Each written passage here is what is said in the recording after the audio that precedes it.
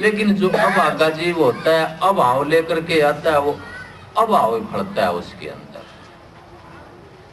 क्योंकि समुद्र में कि मंद भाग मुट्ठी भरे कंकर हाथ लगाए, जब उस समुद्र में जिसमें सब तरह के रत्न समाये हुए हैं, और मंद भाग जब उसमें हाथ आके बढ़ाता है तो उसके हाथ में कंकर लगते हैं।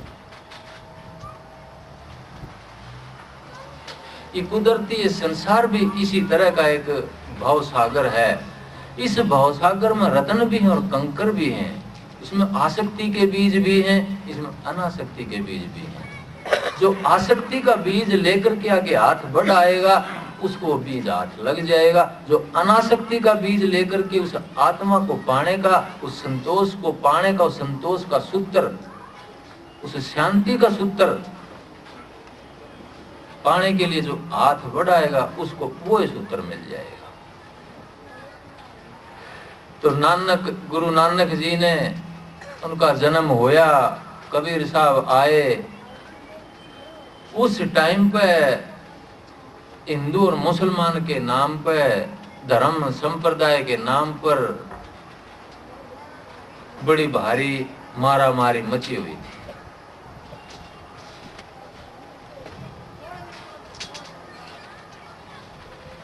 तो उन्होंने ऐसा प्रचार करना शुरू कर दिया। एक बार क्या हुआ कि 3 दिन तक गुरु नानक घर नहीं आए। चारों तरफ शोर मच गया कि नानक साहब कहीं चले गए, नानक साहब कहीं चले गए। तो नानक साहब कहीं अपने में लीन थे, मस्ती में जप कर रहे थे, जपू जी का अभ्यास कर रहे थे। तो जब ये खबर उनकी पत्नी नानकी के पास आई तो उनको कोई चिंता नहीं हुई, क्योंकि वो जानती थी कि नानक साहब का कोई हानि नहीं कर सकता है, उनको कोई उठा कर नहीं ले जा सकता है, जोर जबरदस्ती नहीं कर सकता है। तो 3 दिन के बाद जब नानक साहब आए तो संदेश देना शुरू किया कि ना बड़ा हिंदू ना बड़ा मुसलमान, सब बराबर के। क्योंकि समय की शिक्षा के आधार पर, समय की एक बीमारी के आधार पर इलाज करते हैं संत। जो बीमारी वक्त की होती है, इसलिए उनको वक्त का संत, सतगुरु, उनको वक्त का हकीम बोला जाता है। क्योंकि वक्त का राजा ही आपकी समस्याओं का निदान कर सकता है, वक्त का वैद्य ही आपकी बीमारियों को ठीक कर सकता है। जो वैद्य जा चुके हैं, जिन्होंने लक्ष्मण का, धन्वंतरी वैद्य जिन्होंने लक्ष्मण का इलाज किया था, आज तुम उनका स्मरण करके आंख बंद करके इलाज करवाते हैं तो इलाज नहीं हो सकता है। कोई पुरुष जा चुका है तो उसकी विधवा पत्नी उसके नाम से औलाद पैदा नहीं कर सकती है। भूख लगी है तो सौपन में रोटी खाकर के भूख नहीं मिट सकती है, प्यास नहीं मिट सकती है।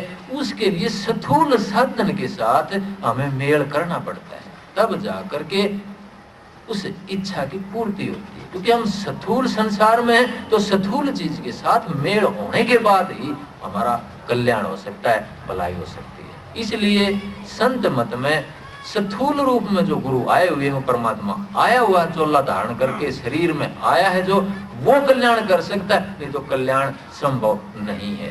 कितनी मुक्ति की कामना करो, कितने कर्म कांड करो, कितने हवन यज्ञ करो, कितने जनेऊ पहनो, आत्मा का कल्याण संभव नहीं है। क्योंकि जो वक्त की बीमारी होती है उसमें आदमी भटक जाता है। आज का आदमी जाति पाति में, आतंकवाद में भटक गया। धर्मों की बीमारी आतंकवाद है, इस देश की बीमारी जाति पाति है, जहां से सारी राजनीति निकलती है, सारे सामाजिक काम निकलते हैं, सारी घोषणाएं होती हैं, प्रोजेक्ट्स बनते हैं, उसको आधार मान करके चला जा रहा है। और हमेशा से आदमी या राजा चलता आया है। तो जब नानक साहब आए उस टाइम पर, कबीर साहब आए उस टाइम पर हिंदू मुसलमान का बड़ा भारी एक झगड़ा था। कबीर साहब ने भी यही शिक्षा दी कि हिंदू कहूं तो मैं नहीं, मुसलमान भी नहीं, 5 तत्वों का पुतला और गैबी खेल माई। कि 5 तत्वों का पुतला, इसमें ना कोई हिंदू है ना कोई मुसलमान है, इसके अंदर ही गैबी खेलता है, इसके अंदर ही जो गायब है वो हमें ढूंढना है। तेरे घट के अंदर नूर, बाहर क्यों भटके भाई। यही बात क्या कहते हैं नानक जी कि पूछण फोली किताब नू, हिंदू वडा की मुसलमान होई। कि अपनी किताबों से, शास्त्रों से पूछो कि हिंदू बड़ा है या मुसलमान बड़ा है। बाबा आंखें हाजियां, बाबा जी, नानक जी हाजियों से, मुल्लाओं से, पंडितों से पूछते हैं कि शुभ अमला बाज हूं दो में रोई। कि जो शुभ अमला है यानी कि शुभ कर्म है उनकी बूझ होनी है ऊपर जाकर के, उस परमात्मा के दरबार में जाकर के। बाकी दोनों रोएंगे। जिन्होंने हिंदू मुसलमान या जाति पाति का आधार बना करके अपने स्वार्थ सिद्ध किए हैं, वो दोनों आगे की दरगाह में जाकर के, उस सदगुरु के दरबार में जाकर के, उस आत्मा के साम्राज्य में जाकर के दोनों को रोना पड़ेगा।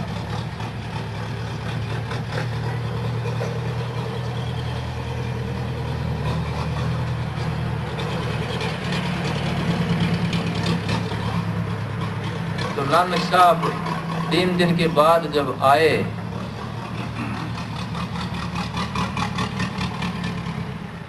तो आकर के प्रचार करने लगे कि ना हिंदू बड़ा है ना मुसलमान बड़ा है, उस परमात्मा के दरबार में इन चीजों की कोई कीमत नहीं है, इसके लिए लड़ने की जरूरत नहीं है।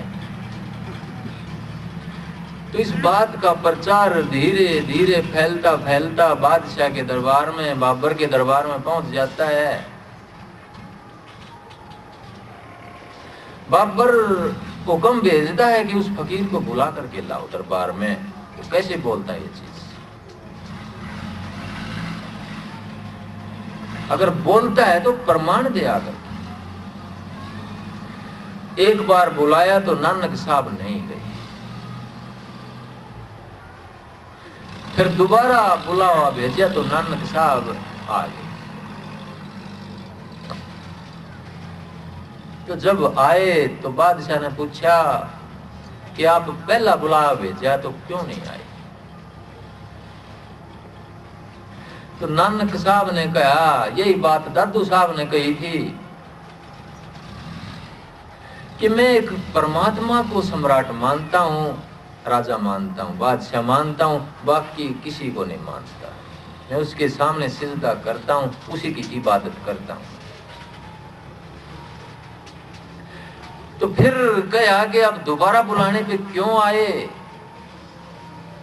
तो उन्होंने कहा कि मैं यहाँ धरती पर जन्म लेकर के आया हूँ। धरती का एक नियम भी है कि यहाँ वो परमात्मा किसी के अंदर से राज करता है, क्योंकि नियम के आधार पर ये सृष्टि चलती है। सारी सृष्टि भी नियम के आधार पर चलती है, ये खलकत भी नियम के आधार पर चलती है। इसलिए नियम को मैं ही तोड़ूंगा तो फिर सब तोड़ने लग जाएंगे। उस नियम को पक्का करने के लिए मैं आया हूं,